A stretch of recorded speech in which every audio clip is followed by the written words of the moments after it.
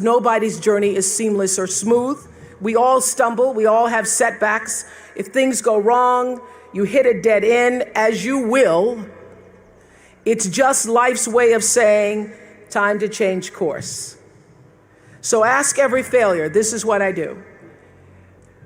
Every failure, every crisis, every difficult time, I say, what is this here to teach me? And as soon as you get the lesson, you get to move on.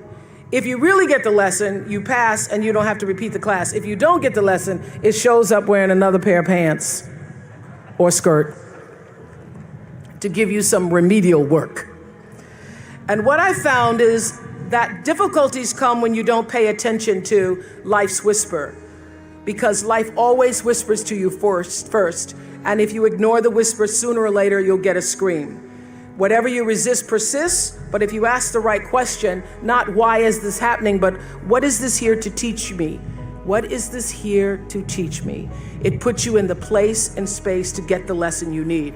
My friend Eckhart Tolle, who's written this wonderful book called A New Earth, it's all about letting the awareness of who you are stimulate everything that you do. He puts it like this. He says, don't react against a bad situation, merge with that situation instead, and the solution will arise from the challenge. Because surrendering yourself doesn't mean giving up, it means acting with responsibility. Okay, many of you know that, as President Hennessy said, I started this school in Africa. And I founded the school where I'm trying to give South African girls a shot at a future like yours, Stanford. And I spent 5 years making sure that school would be as beautiful as the students. I wanted every girl to feel her worth reflected in her surroundings. So I checked every blueprint, I picked every pillow, I was looking at the grout in between the bricks, I knew every thread count of the sheets, I chose every girl from the villages, from 9 provinces, and yet last fall I was faced with a crisis I'd never anticipated. I was told that one of the dorm matrons was suspected of sexual abuse. Well, that was, as you can imagine, devastating news. First I cried, actually I sobbed for about a half an hour, and then I said, let's get to it. That's all you get, is a half an hour. You need to focus on the now, what you need to do now. So I contacted a child trauma specialist. I put together a team of investigators. I made sure the girls had counseling and support. And Gail and I got on a plane and flew to South Africa. And the whole time I kept asking that question, what is this here to teach me? And as difficult as that experience has been, I got a lot of lessons.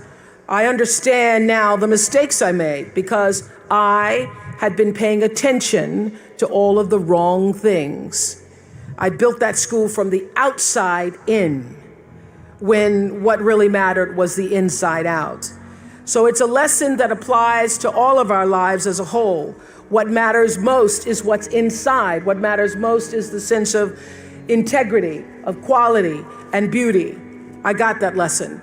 And what I know is that the girls came away with something too. They've emerged from this more resilient and knowing that their voices have power. All of you know the story of how this great school came to be, how the Stanfords lost their only child to typhoid at the age of 15. They had every right and they had every reason to turn their backs against the world at that time, but instead they channeled their grief and their pain into an act of grace. Within a year of their son's death, they'd made the founding grant for this great school, pledging to do for other people's children what they were not able to do for their own boy. The lesson here is clear, and that is, if you're hurting, you need to help somebody else ease their hurt. If you're in pain, help somebody else's pain. And when you're in a mess, you get yourself out of the mess, helping somebody out of theirs. And in the process, you get to become a member of what I call the greatest fellowship of all, the sorority of compassion and the fraternity of service.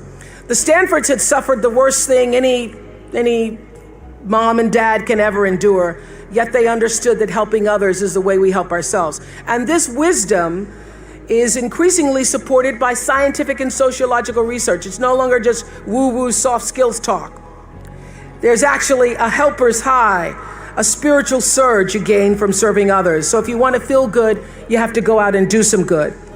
But when you do good, I hope you strive for more than just the good feeling that service provides, because I know this for sure, that doing good actually makes you better. So whatever field you choose, if you operate from the paradigm of service, I know your life will have more value and you will be happy.